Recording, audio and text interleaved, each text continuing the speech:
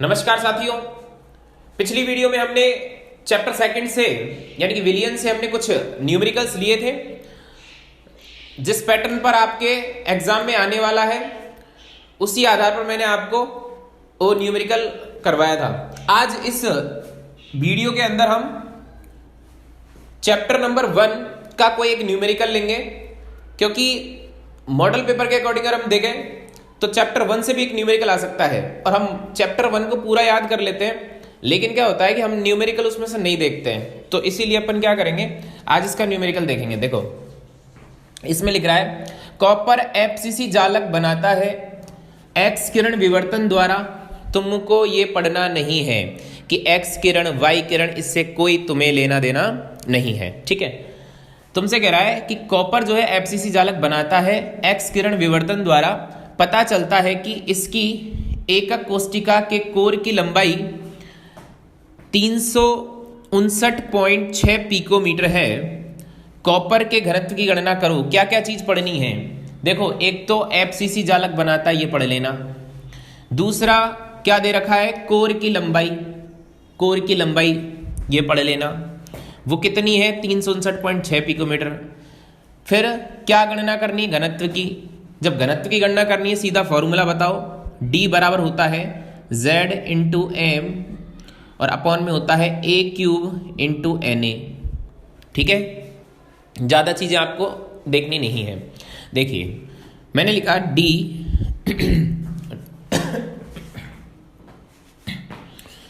D is equal to Z। Z की वैल्यू क्या है, कैसे पता चलेगा? देखो एफसीसी व्यवस्था है, कौन सी व्यवस्था है, एफसीसी। और फेस सेंटर्ड क्यूबिक जो होता है ना, उसके अंदर आप याद रखें कि जो Z है यानी परमाणु की संख्या है वो 4 रहेगी। ठीक है, तो मैंने लिखा 4 इंटू M। ठीक है, M यहां कहीं दिया है क्या? नहीं दिया। ये दे रखा, नीचे दे रखा परमाणविक द्रव्यमान किसका, कॉपर का। M का मतलब क्या है, अणुभार के लिए दिया गया है, वो परमाणविक द्रव्यमान परमाणु भार के लिए दिया गया है।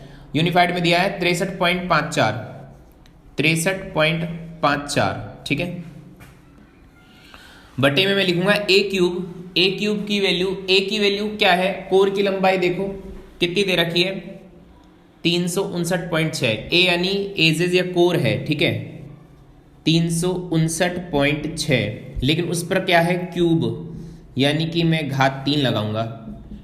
Na यानी वही Na 6.022 इंटू 10⁻23 है ना, 6.022 इंटू 10⁻23, जो कि अवोगाद्रो नंबर है।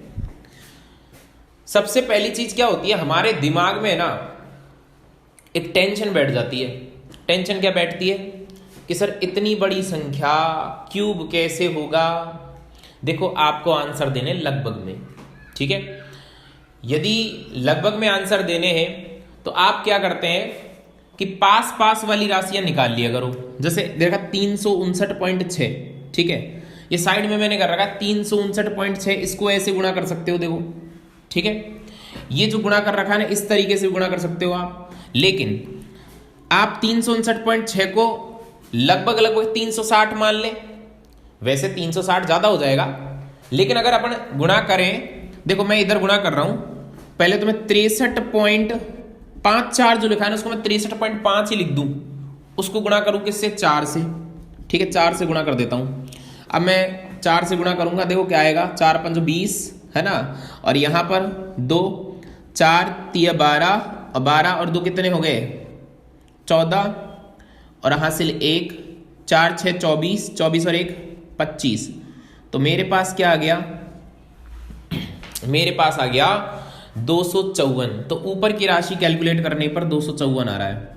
कोई दिक्कत है क्या? ठीक है, कोई प्रॉब्लम नहीं है। शायद इस मान में थोड़ी सी गड़बड़ है, एक बार मैं चेक कर लेता हूं। अच्छा, पिकोमीटर दिया है, इसमें मान दे रखा है पिकोमीटर में। ठीक है, पिकोमीटर में मान दिया है और हम लोग क्या कर रहे हैं, पिकोमीटर को डायरेक्टली ही सॉल्व कर रहे हैं। तो पिकोमीटर को पहले किस में सॉल्व करते हैं, पिकोमीटर को मीटर में बदलते हैं। तो मैं इसको कर देता हूं पहले। देखो 359.6 गुणा में मैं लिख देता हूं 10 की घात माइनस के 12, ठीक है। ये वैल्यू किसकी है? ये वैल्यू है भाई ए की। तो ए क्यूब की वैल्यू कैसे आएगी? ठीक है, मैं थोड़ी सी इसमें चेंजिंग करता हूं। देखो, ए क्यूब की वैल्यू हमें उसको साइड में लिख देना है, कुछ नहीं करना ज़्यादा। अब तुम्हें बिल्कुल याद रहेगा कि यहां पर मीटर में लेना है भैया, ठीक है। किस में लेना है? मीटर में। पी को मीटर में नहीं लेना, तो ऐसी भी यहां गड़बड़ी हो जाती है। वापस बताओ, 359 कितना है? 59.6, और इनटू में क्या लिख रहे हैं? 10 टू पावर माइनस के 12, और इसका क्या करना है? टोटल का क्यूब, ठीक है। इसका टोटल का क्यूब करना है। ऊपर ही संख्या तो ऐसे कैसे ये गुणा में आ गई थी। अब कुछ चेंजिंग तो किया ही नहीं था हमने, तो ये मान ही तो रखे हैं, तो यहां पर कोई बदलाव की ऐसी आवश्यकता नहीं है। अब मुझे एक बात बताओ, 10 टू पावर माइनस जो 12 है, इस पर घात लिख रहा है 3, तो क्या मैं इस घात को ऐसे लिख सकता हूं? 10 टू पावर माइनस के 36 लिख सकता हूं ना भाई। 12 गुणा 3, ऐसे जो कोष्टक के ऊपर 3 होता है तो इसको गुणा करोगे ना, 4 होता तो गुणा करते, तो 12 गुणा 3 36 पावर हो गई है। और ये 6.022 है, मैंने अप्रोक्सीमेट मानेंगे इसको ओनली 6, ठीक है। इसको मैं एक बार में 10 टू पावर 23 भी लिख देता हूं। इस 6 को मैं इससे गुणा कर देता हूं, पर ये अकेला नहीं है, ये किस में है? ये भी क्यूब में है। इसका क्यूब मैंने खोल लिया है। अब मैं 359.6 की घात 3, यानी इसको मैं 3 बार लिख सकता हूं। तो मैं इसको साइड में करता हूं। देखो यहां पे 360 इंटू 360 इंटू 360, ठीक है। कुछ लोगों को लग रहा है कि सर आप 359.6 को 360 से क्यों कर रहे हो आप? देखो, अपन को लगभग बराबर के लेके आने हैं। अब वैसे भी आप मुझे एक बात बताओ, 360 एक बड़ी संख्या नहीं हो जाएगी? अरे बहुत बड़ी राशि हो जाएगी, और उसको हम तब भी ऐसे लिखेंगे। तो देखो, मैं लिख देता हूं इसमें 360 लिखूंगा पहले, इंटू 360, इन दोनों को गुणा करता हूं, फिर बाद में तीसरे को गुणा करेंगे। तो बहुत सिंपल है, 0 0 आ ही जाएगा ये तो, है ना। इसके बाद 6 से करोगे, फिर 0 आएगा, और 6 6 36 होते हैं, हासिल लगेगी 3, ठीक है। 6 3 18 और 3 होते हैं 21, ठीक है। इसको आप फिर से करोगे गुणा, देखो 3 0 3 6 18, हासिल कितनी हो गई? 1, ठीक है। और 3 3 9 और 1 10, लगभग आपके पास आ गया, ये मान आ गया, ठीक है। आपके पास आ गया, बड़ी संख्या हो गई 1,29,600। अभी तो 1,29,600 आए, कितने भी आए उससे कोई मतलब नहीं है। अभी तो ये संख्या वापस से गुणा होगी, 1,29,600 किससे गुणा होगी? वापस से 360 से ही गुणा होगी भाई, है ना। कोशिश करते हैं इसको गुणा करने की। देखो 0 0 0 0, ठीक है। 0 बाद में लगा लेना वैसे यार, लेकिन फिर भी आप सॉल्व कर रहे हैं तो कर ही लो इसको। 0 0 0 0 0 0, कितनी 0 आएंगे भाई, है ना। अनलिमिटेड 0 0 लगाते जाओ तुम तो।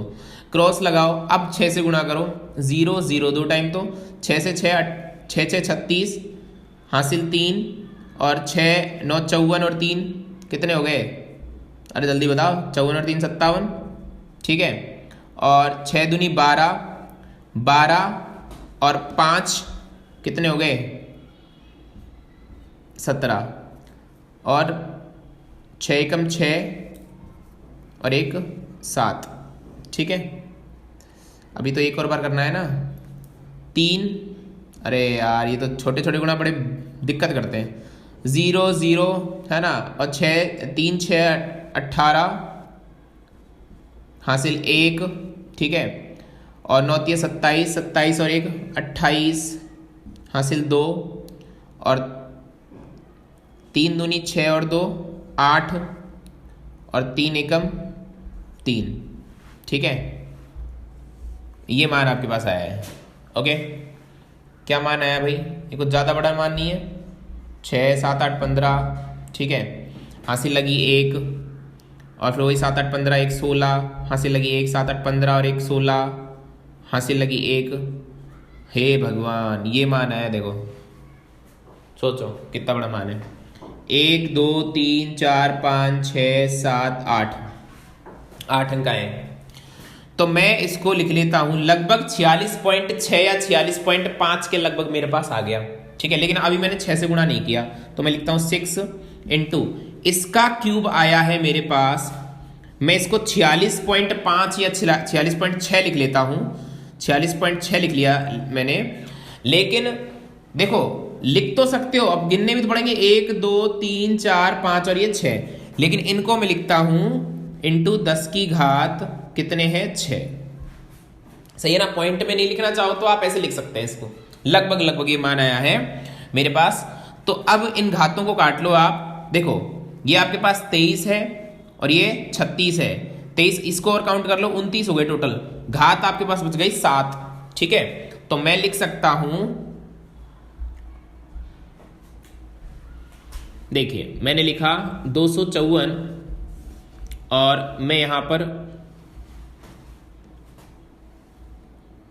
46.6 इंटू 6 और 10 की घात ये मैं काट रहा हूं। ठीक है, ये 29, 10 की घात 7 बच गई, किसकी बची? माइनस की। ठीक है, 10 की घात 7 को क्या मैं ऊपर ले जा सकता हूं? 10 की घात 7 को मैं ऊपर ले जा सकता हूं ना, तो बिल्कुल ले जा सकता हूं। ठीक है, थोड़ी सी जगह बना लूं मैं, तुम कहो तो। ये मैं इसको तो हटा दूं, अब क्या ही काम का है तुम्हारे। ठीक है,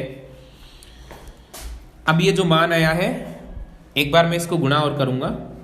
ठीक है, 46.6 इंटू 6, देखो 6 6 36 हासिल 3, 6 6 36 और 3 39 हासिल 3 और 6 चौक 24, 24 और 3 27। ठीक है, तो मेरे पास है 279.6 ये मान मेरे पास आ गया।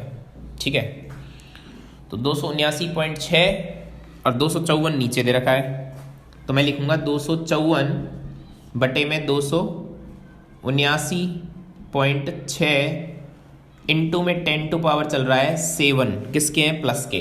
ठीक है, 10/7 चल रहे हैं ना। इसको मैं क्या करता हूं, इसको मैं इधर 0 लगा लेता हूं। मैंने लिख दिया 2540 इंटू 10 की घात 6 बटे 200। अब बताओ मुझे 200 क्या नाम है, 79.6 लगभग 280 है, लगभग 280 मैंने इसको मान लिया। ठीक है, 0 से 0 मैंने काट दी। ठीक है, अब 28 के अकॉर्डिंग इसको काटोगे। 28 का पहाड़ा आता है क्या? नहीं आता, लगभग 9 बार जाएगा। देखो एक बार कर लेते हैं इधर। 28 इंटू में 9 है ना, 9 8 72 और 9 दूनी 18, 18 और 7 25, 252, लगभग 54। ठीक है, तो 28 का पहाड़ा लगभग 9 बार जा रहा है। ठीक है, तो 9 पॉइंट कुछ आ रहा है। मैं सीधा सीधा निकाल सकता हूं कि मेरे पास जो आंसर आ रहा है इसको काटने पर आ रहा है 9.01 या 9.1, जितना भी आ रहा है, 0 कुछ भी आ रहा है, इंटू 10 टू पावर आ रहा है 6। लेकिन है क्या ये? डेंसिटी। डेंसिटी होता है घनत्व। घनत्व देखो, घनत्व अब m/v होता है ना, m होता है ग्राम में और v वॉल्यूम किस में होता है? सेंटीमीटर क्यूब में। तो वही ग्राम सेंटीमीटर क्यूब जो भी आ रहा है, आप एक बार चेक कर लो उसको।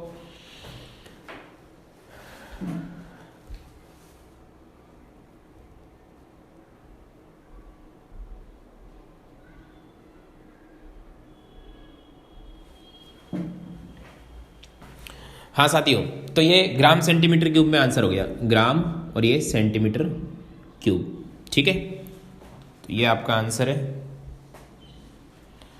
और इसको अगर आप किलोग्राम में बदलना चाहते हैं तो नीचे आप इसको किस में बदल देंगे? इसको मीटर में बदल देना।